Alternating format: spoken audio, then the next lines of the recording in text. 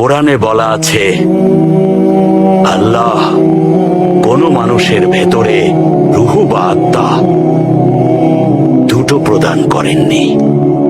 একটা বুকের ভেতর দুটো হৃদয় থাকে না। একজন মুসলমান দুজনকে কখনো ভালোবাসে না।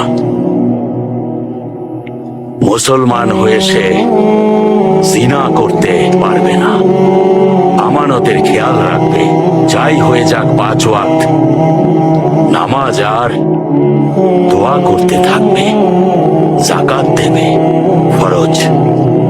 শুনেছি অনেকেই 5 ওয়াক্ত নামাজ পড়ে না, ফজরের নামাজ না পড়েই দোকান খুলে বাণিজ্য করে। এসব শুনলে আমি খুব কষ্ট পাই। আমি কেমন মুসলমান হলাম? ওরা আমার কথা শোনে না। কষ্ট পাই।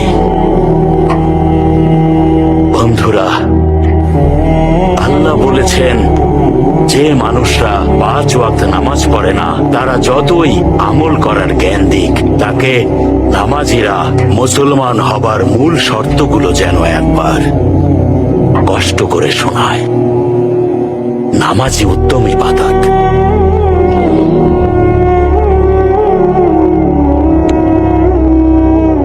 আমি মুসলমান। আমি মুসলমান। আমি মুসলমান। আমি মুসলমান। আমি মুসলমান।